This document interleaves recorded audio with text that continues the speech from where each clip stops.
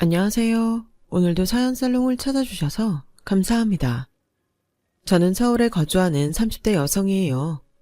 출생은 서울에서 했지만 5살 때 충청도로 이사를 가서 사실상 서울에서의 어릴 적 기억은 남아있지 않아요. 충청도에서 고등학교까지 나왔고요. 대학은 경기도에 있는 곳으로 갔답니다. 도저히 못 버텨서 중간에 휴학을 했다가 영영 학교 생활로 돌아가지 못한 채 자퇴라는 길을 걸었죠. 굳이 대학 졸업장에 사활을 걸고 싶지 않았던 마음도 당시에는 컸거니와 저를 의도적으로 왕따시키고 헛소문을 만들어 퍼뜨리는 과 동기들 때문에 인간에 대한 불신에 걸렸었고 너무 힘들어서 대학을 그만둘 수밖에 없었네요.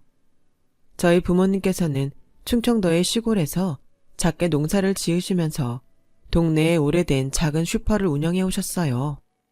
서울에서 살다가 충청도행을 택하셨던 것도 저희 친할아버지 친할머니께서 운영해 오신 작은 슈퍼를 물려받기 위함이셨답니다. 그때 할아버지께서 암 진단을 받으셨거든요. 결국 할아버지께서는 돌아가셨고 그 이후로 부모님께서는 할머니를 모시며 살아오신 거예요. 할머니께서는 건강이 날로 안 좋아지셔서 제가 대학을 자퇴하게 됐을 무렵에는 늘 예민하게 신경이 곤두서 계셨죠. 그래서 저는 집에 있기 싫어서 하루 종일 밖에 있고 싶은 마음에 일을 다녔어요. 빵집에서 매장 관리 아르바이트를 했고 영어학원에서 자습실 감독 아르바이트도 했었죠. 오래 꾸준히 했더니 영어학원 선생님들이 저를 좋게 봐주셔서 초등학교 저학년 학생들을 상대로 간단한 영어 문장을 가르쳐주는 수업을 진행하게 되었어요. 사실은 적성에도 썩 맞지 않았고 그저 집 밖을 나와서 적은 돈이나마 벌고자 했을 뿐이었는데 말이죠. 속으로는 이게 맞나 라는 생각을 하면서도 다른 선택지가 딱히 없어서 일을 다니던 때에 저에게 인연이 찾아왔어요. 바로 남편을 만나게 되었던 건데요. 남편은 원래 서울에서 일을 다니고 있다가 충청도로 파견 근무 같은 걸 나온 상태였어요. 사실 그건 남편이 간절히 원해서 충청도로 근무지를 옮긴 것이었다고 해요. 서울 본사에서 못된 인간들을 많이 만났고 화를 속으로만 누르며 혼자 앓는 성격인 남편은 시간이 갈수록 몸 상태가 안 좋아졌대요. 사실상 충청도로 도피를 했던 것이었죠. 충청도로 와서 같이 일하게 된 어떤 분과 유독 친해졌는데 이분이 바로 제가 일했던 영어학원의 선생님과 오랜 지인이었던 거예요. 어쩌다 보니 연결이 돼서 남편을 만나게 되었고 서로가 금세 운명임을 알아보았어요. 저는 남편의 상처가 보였고 남편은 저의 상처를 보았죠. 아주 비슷한 듯 서로가 닮아 있었어요. 요란하지도 뜨겁지도 않은 연애였지만 연락을 이어가고 얼굴 보면서 데이트를 할 때마다 차곡차곡 감정이 쌓여갔죠. 자연스레 결혼을 떠올리게 되더군요. 시댁 소개를 하자면 남편에겐 1살 아래의 남동생이 있답니다. 남편보다 동생이지만 결혼을 일찍 했어요.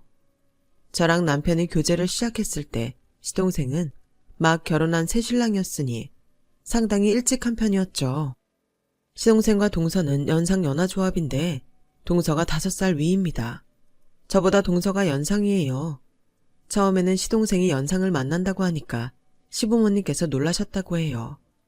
특히 시어머니께서 거품 물고 반대하셨는데 동서가 강남 토박이인 거 알고는 흔들리셨고 동서가 본인 사업 준비 중이며 집안에서 전폭적인 지원을 받는 거 알고는 완전히 넘어가셨대요. 시동생한테 절대 놓치지 말고 빨리 결혼하라고 난리치셨다는 후문이 있네요. 동서가 좀 뭐랄까 고고한 스타일이에요. 그런데 시동생은 단적으로 표현을 하자면 머슴 느낌이죠. 그래서 조합이 괜찮았나 봐요. 저는 당연히 남편과 정식 교제하기 전이었으니까 시동생과 동서의 결혼식에 참석을 못했었는데 모든 결혼 과정을 동서네 집안에서 주도를 하고 비용도 거의 부담을 했대요. 그래서였을까요? 저랑 남편이 결혼한다고 했을 때 시어머니께서는 씁쓸한 미소를 머금으셨죠. 어디서 시골 촌뜨기를 데려와서 결혼을 하겠다고. 아휴, 그래. 어떻게 형제가 둘 다 대어를 낚을 수 있겠냐. 세상살이 그렇게 된다면야 더할 나위 없겠지만 그게 어려우니까 세상 사는 게 만만치 않은 것이겠지. 무릇 바다에는 고래도 있지만 멸치도 있는 법. 별 수 없구나. 요컨대 동서는 고래지만 저는 멸치란 비유였죠. 그런데 그때가 시아버지께서 심근경색으로 쓰러지시고 얼마 안 됐을 때라 시어머니께서도 아직 놀란 게 진정이 되지 않으셨던 것인지 기운이 없어 보이셔서 저는 한마디 따지지도 못하고 가만히 있었네요. 지금 생각해보니까 그때 시아버지께서 편찮으시지 않았다면 시어머니께서는 저랑 남편의 결혼 과정에 어마어마한 참견과 훈수를 두셨을 것 같아요. 결혼하고 나서 그대로 충청도에 머물러서 살았어요. 장남이 가까이 있어야 한다며 언짢은 기색을 내비치셨던 시어머니께서는 이렇게 툴툴대시며 순응하셨죠. 우리 작은 애가 워낙 장가를 잘 가는 바람에 똑 부러지고 멋이 넘치는 작은 며느리가 가까이 있으니 시골년은 시골에서 그대로 살게 하는 수밖에. 듣는 시골년의 기분이 무척 상했으나 어차피 앞으로 멀리 떨어져 지낼 것인데 구태여 감정 상하는 일 만들고 싶지 않아서 참았어요. 친정 근처에서 살고 싶어하는 저의 뜻을 남편은 따라주었고 본사로 안 올라가고 계속 충청도에서 일을 다니겠다 했어요. 저한테는 친언니가 한 명 있는데요. 형부가 종교활동을 하셔서 언니가 그에 맞춰서 살다가 아예 캄보디아로 갔어요. 부모님께서 언니랑은 자주 연락을 하시지만 잘 볼 수 있는 건 아니니까 제가 부모님 곁에 더 있어드리고 싶었네요. 그런 마음으로 서울행을 염두에 두지 않았던 거예요. 부모님의 지인분을 통해서 빌라 전세 얻어서 신혼생활 시작했어요. 남편은 회사 다니고 저는 살림하면서 매일같이 친정에 들락날락하고 그러면서 지냈어요. 시어머니께선 저랑 딱히 하실 대화도 없으면서 일주일에 3번은 안부전화를 꼭 하라고 하셔서 지켰거든요. 그런데 꼭 통화 중에 갑자기 혼잣말을 하시는 투로 이런 내용을 중얼거리셨어요. 불쌍한 우리 장남, 어쩌다 시골 촌년한테 발목 잡혀서 거기 눌러 앉았을까? 한창 젊은 나이인데 시골에 틀어박힌 장남을 생각하면 가슴이 미어진다고 하시길래 어느 날은 제가 왠지 자존심이 상해서 권유를 드렸어요. 여기 동네 좋아요 어머님. 시골이긴 해도 차 타면 10분 만에 번화가인걸요. 한번 날 잡고 놀러 오세요. 나는 태생이 서울 사람이라 암만 시골을 가봐도 영 좋은지를 모르겠더라. 아휴. 그런데 한숨을 쉬시면서 거절하셨고요. 저희 부모한테 주말마다 서울 올라오라고 채근하셨죠. 한 번은 올라가서 다 같이 저녁을 먹었는데요. 동서는 저녁을 먹는 둥 마는 둥 하면서 계속 휴대폰만 보더라고요. 솔직히 시부모님과 함께하는 자리인데 그건 예의가 아니잖아요. 그래서 제가 좌불안석으로 동서한테 많이 바쁜가 보다고 애둘러서 조용히 말해줬어요. 그랬더니 동서가 고개만 끄덕였어요. 당황한 제가 사업 운영 잘 되고 있냐고 형식적으로나마 물어봤죠. 그러자 동서가 코웃음을 치더니 저를 보면서 이렇게 말했어요. 제가 사업 얘기하면 형님이 뭐 알아듣기라도 하세요? 그 말 듣자마자 제 얼굴이 뜨거워졌어요. 명백히 저를 낮잡아보고 비웃는 투였으니까요. 이튿날 동서가 저한테 카톡을 보냈었죠. 어제는 자기가 피곤해서 순간적으로 예민하게 굴었다는 내용이었어요. 그래서 제가 장문으로 아니다, 충분히 이해한다, 갑자기 사업 얘기 물어서 미안했다고 부드럽게 답장을 보냈거든요. 그랬더니 동서한테서 돌아온 답장은 네가 끝이었습니다. 생각해보면 동서는 처음부터 이런 스타일이었네요. 저희 부부 결혼식 날에 동서는 신부 대기실로 와서 저를 아주 노골적으로 훑어보더니 이런 말을 했었어요. 이건 좀 그렇다. 너무했네. 너무 별로네. 제가 너무 황당해서 쳐다봐줬더니 동서가 어색한 웃음을 지었었죠. 형님 체형에 그 드레스가 베스트는 아닌 것 같아서 혼잣말한 거예요. 마음 쓰지 마세요. 결혼식 날의 주인공답게 오늘 예쁘시네요. 이런 식으로 딱 잘라 수습하고 휙 돌아섰던 그런 사람이 동서였네요. 눈에 쌍심지를 켜고 저를 쳐다보시는 시어머니에 이어서 왠지 모르게 얄밉고 벽이 느껴지는 동서까지. 저는 결코 서울 나들이가 달갑지 않았답니다. 하지만 제 뜻대로 상황이 흘러가진 않았어요. 남편의 부서가 본사의 방침에 따라 충청도에선 없어지게 되었거든요. 남편은 일을 그만두든지 본사로 돌아가든지 양자택일이었어요. 저는 남편을 수년 겪어봤으니까 속에 담아두고만 사는 그 성격을 알았기에 떠봤죠. 혹시 본사에서 일하고 싶은 마음이 있는 거면 솔직히 말해달라고요. 그랬더니 고민하면서 저한테 본심을 털어놨어요. 사실은 예전에 그렇게 쫓기듯 본사를 떠났던 과거의 내 모습이 나에게는 지워지지 않는 낙인 같아서 늘 속상했어. 그래서 본사로 돌아가서 보란듯이 해내고 싶은 욕심이 있는 것 같아. 충청도의 조용한 동네에서 저랑 사는 것엔 불만이 없으나 본사에서 힘든 상황을 피해 도망쳤던 과거 때문에 그걸 극복하고 싶은 욕망이 남편에게 있었던 것이죠. 저랑 남편은 대략적인 짐을 챙겨서 우선 시댁에 들어가게 되었어요. 어쩌다 보니 상황이 그렇게 자연스레 흘러가더라고요. 시댁에서 지내며 저랑 남편이 살 집을 알아보게 된 거예요. 그런데 각오를 다진 후였음에도 시댁에서 시부모님과 사는 건 고역이었답니다. 사흘 버티고 너무 힘들어서 남편한테 그랬어요. 모텔이든 호텔이든 나가서 지내고 싶다고요. 곧이곧대로 제 말을 알아들은 남편이 시부모님께 불편하니까 나가서 지내겠다. 이런 식으로 말을 해버렸고요. 시아버지께서는 무척 서운해하셨고 시어머니께서는 눈을 째리시며 저한테 말씀하셨죠. 앞으로 서울에서 계속 살 거면 좋든 싫든 우리랑 보고 살아야 하는 거 아니니? 그런데 벌써부터 싫은 티 팍팍 내면서 네 멋대로만 굴겠다고 하다니. 시골 정서가 바로 이런 거니? 내키는 대로 하면 장땡이야? 아니에요, 어머님. 제가 환경이 바뀌니까 너무 낯설어서 잠깐 투정을 부렸었나 봐요. 죄송합니다. 이런 게 을에 겪는 결혼 생활의 진통이겠거니 하면서 참았네요. 어른을 공경해야 마땅하단 생각도 있었고요. 하지만 시어머니께서 자꾸 저를 깎아내리실 때마다 속이 끓는 건 어쩔 수 없었어요. 우리 장남이 집 때문에 전전긍긍을 하다니. 작은 애는 워낙 장가를 잘 들어서 아무 걱정 없이 아파트에서 사는데. 네? 어머님, 저희도 아파트에서 살 수 있는데요. 아파트에도 월세 매물 나와요. 바로 그 월세라는 게 문제라는 거잖아. 지금 세상에 어떻게 월세로 살 수가 있다니? 이게 말이나 되니? 대신 저희는 대출 없이 집을 구하는 거잖아요. 대출비 갚는 거나 월세 내는 거나 다달이 나가는 액수는 그게 그건데요. 아우, 이런 멍충이. 괜히 고졸이 아니구나. 제발 세상 돌아가는 것 좀 알렴. 무식한 것도 정도가 있지. 이렇게 말이 안 통할 정도가 돼서야 어디 쓰겠니? 그렇게 답답하시면 집 사는데 돈이라도 보태주시든가. 그럴 여력은 없으시면서 말씀은 참 잘하셨어요. 참고로 시댁은 오래된 복도식 아파트였어요. 시동생과 동서는 서울 북쪽의 브랜드 아파트였고요. 워낙 집값이 살벌했다 보니까 당연히 대출 껴서 들어간 집이었답니다. 저랑 남편은 점 찍어둔 위치의 동네에서 월세 매물을 보고 있었고요. 그런데 시어머니께서는 짜증이 치미셨나 봐요. 기어이 제가 쌀 씻고 있는데 뒤에 오시더니 제 뒤통수를 후리셨어요.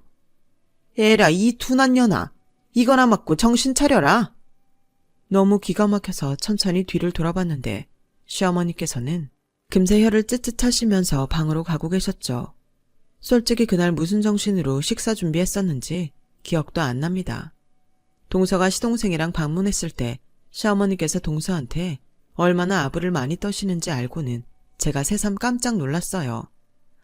어찌나 빛이 나는지. 나는 현관에서부터 웬 탤런트가 걸어 들어오나 했네. 사업가의 카리스마가 물씬 풍겨오는걸. 시골 출신에다가 집에서 판판이 노는 애랑은 확실히 격이 달라도 너무 다르네. 동서를 칭찬하시면 할 것이지 제 험담은 왜 끼워 넣으셨던 걸까요? 옆에서 제가 뻔히 다 듣고 있었는데요. 그럴 때면 동서는 정정하지 않고 은근히 시어머니의 뜻에 동조했죠. 시어머니께선 동선의 가족들의 안부를 물으시는 걸 보고선 또 놀라고 말았어요. 저희 친정 식구들 이야기는 시어머니께서 단 한 번도 물어보신 적 없었거든요.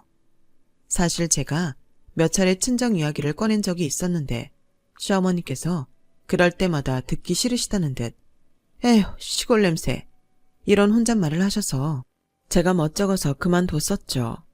저는 내심 시어머니께서 그런 종류의 사담을 안 들키시나 싶었는데 결코 그렇지 않았고 강남 출신의 동선에만 궁금하셨을 뿐 충청도의 시골 동네인 저희 친정 이야기는 기피하셨던 것뿐이었네요.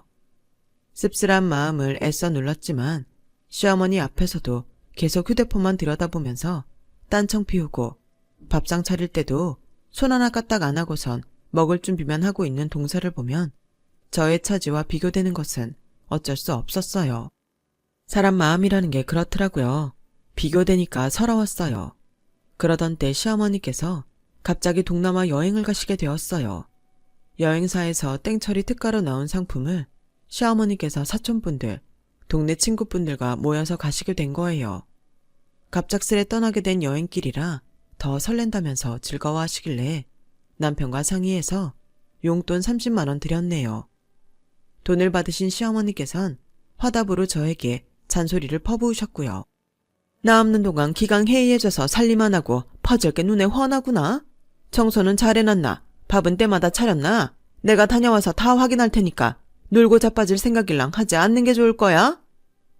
그냥 네네 알겠습니다 대답하고 말았어요. 시어머니는 동네마 여행길에서 가족들 선물을 사오겠다고 하셨는데 원체 시아버지께서 드시는 걸 조심하셔야 했던 데다가 다들 단 걸 안 좋아하는 편이라서 건조 과일이라든지 먹는 걸로는 안 사오기로 했고요. 남편과 시동생은 둘 다 아무것도 필요 없다고 삭막하게 나왔답니다. 형제가 그런 면에선 참 닮았어요. 그럼 며느리들 선물이나 내가 알아서 챙겨와야겠구나.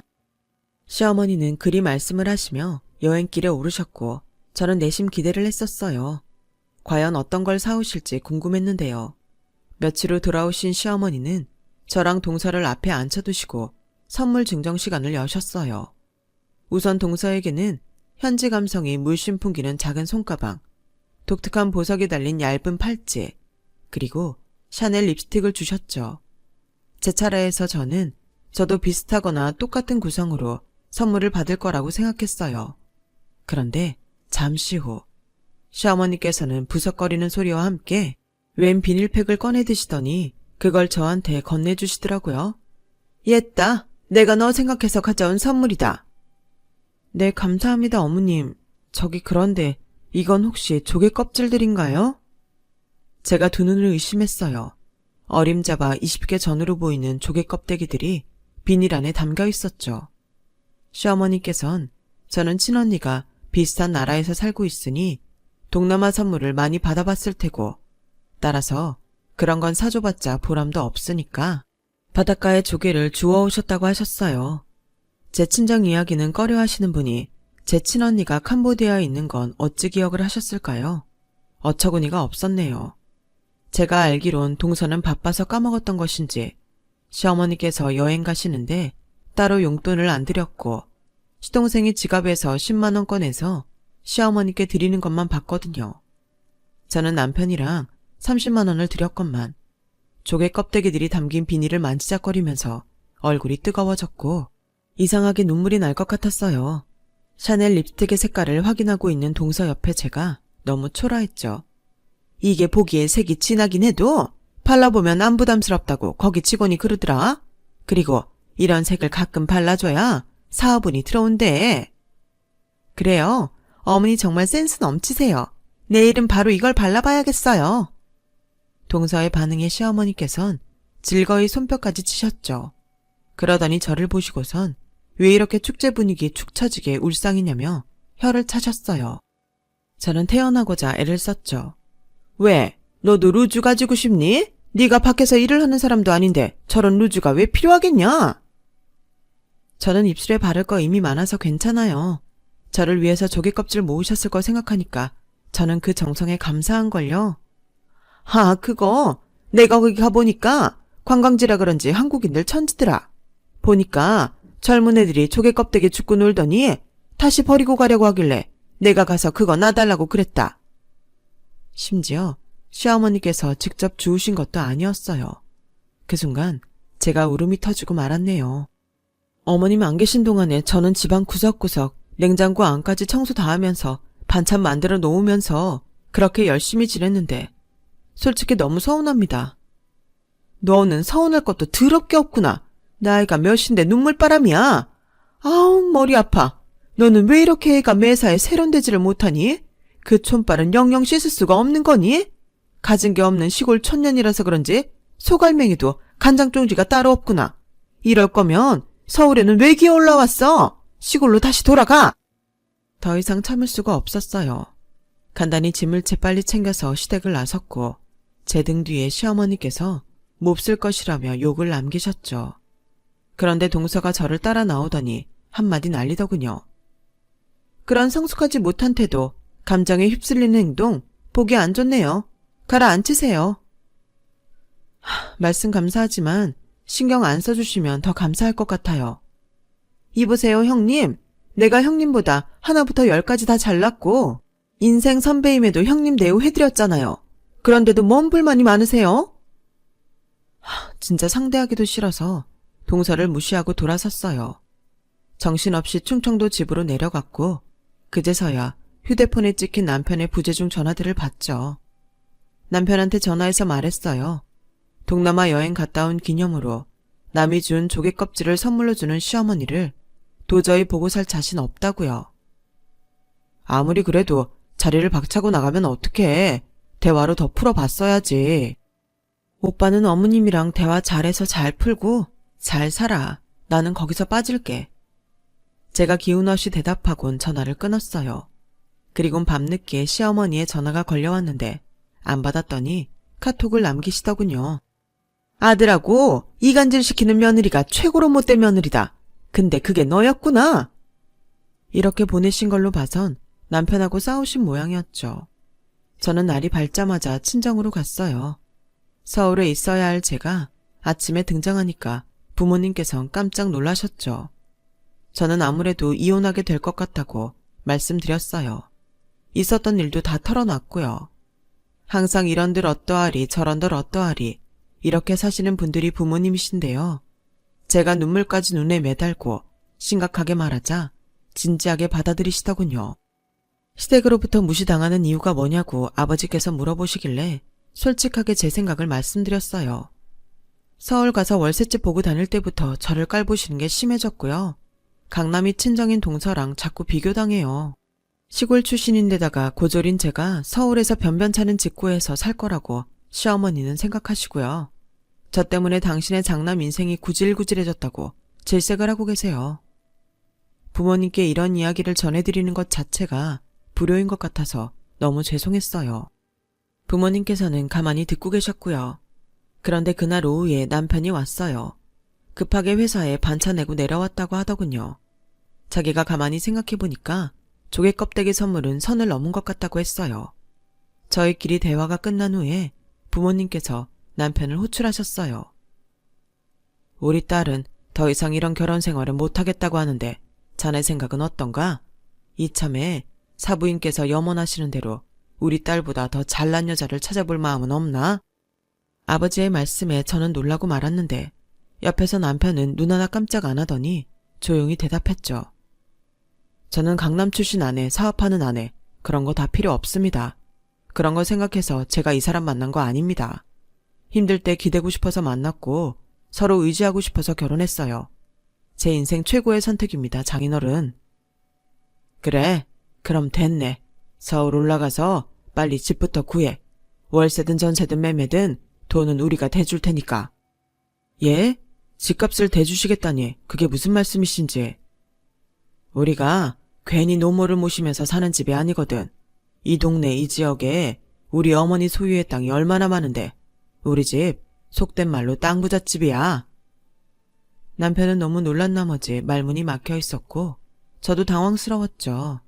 할머니께선 보통 황소고집이 아니신 분이라 돌아가실 때까지 무조건 재산을 한 푼도 손에서 내놓지 않으실 거라고 호언장담하신 분이거든요. 그걸 제가 다 뻔히 알고 있는데 할머니 재산을 아버지께서 거론하실진 몰랐어요. 그런데 부모님께선 제 상황 듣고선 굳게 각오를 다지신 모양이었더군요. 할머니 설득에 들어가신 거예요. 할머니께서는 귀가 좀 안 들리시고 성격이 무진장 괴팍하세요. 남들 얘기 절대 안 들으시고 설득 당하시는 분도 아니에요. 그럼에도 제가 겪은 일화를 저희 부모님께 들으시고는 기함하셨어요. 뭐시? 그 육실할 놈의 것들이 내 손녀를 업신여겨? 가방끈 짧고 시골 촌뜨기에다가 돈도 없다면서 무시를 해버렸다고. 이런 개같은 서울 촌년들을 보았나. 애미야, 삼거리 부동산 김씨 당장 불러와라. 팔아치울 땅부터 보게. 부모님께서 온갖 가머니설들을 읊어드려도 지난 세월 꿈쩍 안 하셨던 분이 할머니셨는데 돌아가시기 전까지는 절대 재산 한 줌도 손에서 안 놓으실 줄 알았어요. 그런데 저 때문에 마음을 돌리실 줄은 상상도 못했답니다. 그리고 친언니한테 연락을 했는데 전혀 재산 욕심 따위 없다면서 저보고 할머니께서 재산을 물려주시면 그거 혼자 다 써도 상관없다고 하더군요. 형부도 마찬가지였어요. 어쩐지 내가 지난달부터 처제 생각이 자꾸만 나서 기도를 하게 되더라고. 열심히 기도한 보람이 이렇게 돌아왔나 보다 처제. 우리는 돈 욕심 없어. 다음에 우리가 한국 들어가면 맛있는 삼겹살이나 구워줘. 돌아가는 모든 상황이 얼떨떨했네요. 저랑 남편은 시댁에 가서 몇 되진 않지만 어쨌든 저희의 짐을 챙겼어요. 시어머니께서는 저를 보시자마자 사과를 하라고 하시더군요. 그 요구를 받아챈 건 남편이었네요. 이 사람 모욕하고 상처 주신 거 너무하셨어요. 이 사람 건드리는 건 저를 건드리는 거라고요. 저한테 동생보다 못한 형이라고 그렇게 저를 욕하신 거나 다름없어요. 남편의 말이 끝나자마자 시어머니는 돌연 제 뺨을 치셨어요. 부릅뜬 눈으로 저를 노려보면서 말이죠. 더 이상 가만히 있을 죄가 아니었기에 조개 껍데기 담긴 비닐봉지 그거 가져와서 부엌 싱크대에다가 퍽퍽 내리쳤습니다. 조개 껍데기들이 산산조각 나기 시작했죠. 와, 이제야 속이 시원하네요, 어머님. 너 지금 이게 뭐 하는 짓이야? 어디서 이런 싸가지 없는 행태를 부려? 어머님, 박살난 조개 껍질 붙이실 수 있으세요? 되돌려 놓으실 수 있으세요? 없겠죠. 그런 것처럼요. 저희 관계는 끝났습니다. 칠하라고 자빠졌구나. 못 배워먹은 시골년이 끝까지 봐라 그래? 내 아들 서울에 두고 너만 내려가라. 처음부터 너를 받아주는 게 아니었어. 작은 며느리처럼 내가 기똥차게 잘난 며느리 네 자리에 새로 얻을 거니까 너는 이만 꺼져. 끝까지 발악을 하는 사람은 제가 아니라 시어머니셨죠. 분해서 미치겠다는 듯 발까지 동동 구르시며 말씀을 하신 시어머니 곁으로 다가온 남편이 조용히 얘기했어요. 엄마, 재수씨 집안보다 이 사람 집안이 더 잘 살아요. 우리가 욕심 안 내고 살아서 그간 지원을 안 해주신 것뿐이지 사실은 돈이 차고 넘칠 만큼 있는 집안이라고요. 뭐라고? 넌 갑자기 웬 뚝단지 같은 소리야? 얘네 집이 잘 살기는 무슨? 애써 부정하시는 시어머니의 목소리가 그리고 무엇보다 눈동자가 한없이 떨리고 있었어요. 남편은 한숨을 푹 내쉬면서 얼른 짐을 마저 챙겨 들었고요. 저는 조개 껍데기가 박살난 봉지를 쓰레기통에 휙 처박았죠. 현관에서 신발을 신으며 뒤를 돌아봤을 때 시어머니께서 바닥에 털썩 주저앉으시는 모습이 보였죠. 저는 남편의 손을 꼭 잡고 나오면서 다짐했어요. 2번 다시 이 망할 시댁으로는 안 오겠다고 말이죠. 저희 부부에겐 천운이 따랐는데요. 갑자기 미국에 들어가게 된 분들이 한국에서 집을 정리해줄 가족이 마땅치 않아서 급처로 집을 내놓았던 거예요. 매물 나오자마자 발견하고 그쪽에 연락을 드렸고요. 그런데 정말 신기한 일이 벌어졌어요. 저희 부부랑 이런저런 대화를 나누시던 분들이 제 친언니랑 형부가 캄보디아에 있다는 얘기를 들으시곤 깜짝 놀라시는 거예요. 자기네 친척들이 캄보디아에 살고 있는데 이런 인연이 또 어딨냐면서 1,000만 원을 더 깎아주셨네요. 당시에 그 아파트 평균 매매가에 훨씬 못 미치는 가격의 상격이었어요. 거기에 그치지 않고 웬만한 가전 가구들도 저희한테 넘기시며 팔아서 살림에 보태 쓰라고 하셨죠. 세상에 어쩜 이런 일도 일어나나 싶었네요. 친정에서 돈을 대주셔서 그 집 결국 구입을 했고요. 제 명의로 했어요. 남편이 공동명의 하지 말고 제 걸로만 하라고 그랬어요. 남편이 그렇게 나오니까 남편에 대한 애정, 신뢰가 더욱 강해지더군요. 그때까지만 해도 시어머니는 자존심 부리지 말고 사과하러 찾아와라. 이렇게 태도를 고수하고 계셨는데요. 저희가 그 아파트로 들어간 거 아시곤 뒤로 넘어가셨어요. 이건 말도 안 된다. 네 명의로 집을 샀다고? 도대체 네가 어떻게 마포구 역세권 아파트를 사들일 깜냥이 된단 게야? 어떻게 이런 일이? 친정이 원래 좀 사는데요. 서울 사람 기준에서는 그게 어느 정도로 보일지 몰라서 그냥 말씀 안 드리고 있었어요. 그런데 시골 사람 기준이 아니라 서울 사람 기준으로 봐도 제 친정이 부잣집이었나 봐요. 그럴 수가. 얘, 내가 집들이는 언제 가면 좋겠니? 너 전에 아기찜 좋아한다고 했던가? 아, 혹시 갈비찜이었나? 내가 나이가 들어서 그런가 헷갈리네. 너한테 심하게 굴었던 것도 다 내가 노망이 나서 그랬던 거란다. 이해하지? 제가요, 어머님 번호 차단하는 걸 깜빡해서 전화를 받은 건데 통화 끝나면 바로 번호 차단하려고요. 그동안 다채로운 추억 안겨주셔서 감사했고요. 성실하고 우직한 아들 키워내주셔서 감사해요. 제가 그 아들 데리고 잘 살게요. 시어머니께서 거의 발작을 하시는 듯 숨 넘어가는 소리를 내셨는데 저는 이미 휴대폰을 귀에서 멀리 뗀 상태였어요. 느긋하게 통화 종료 버튼을 누르면서 제 안에 채증이 사라지는 걸 느꼈네요. 남편이 워낙 무력한 스타일이긴 해도 기면 기고 아니면 아닌 성격이거든요. 시어머니께서 제 뺨을 치신 그 순간에 남편은 오롯이 제 편으로만 살겠다고 결심을 했대요. 애가 타신 시어머니께선 얼마 후에 제 친정집을 찾아가셨어요. 한우 세트를 들고 가서 저희 부모님께 비셨대요. 그런데 하필이면 그날 할머니께서 유독 상태가 안 좋으셨나 봐요. 가끔 정신이 오락가락 하시는데 그때 시어머니께서 잘못 걸리신 거죠. 너 누구야? 뭐 하는 년이야? 모르는 년이 우리 집에 들어왔어? 오라, 그렇다면 네가 바로 도둑년이구나. 방에서 튀어나오신 할머니께서 시어머니의 머리채를 움켜주셨답니다. 시어머니께선 머리칼 다 뜯기셨대요.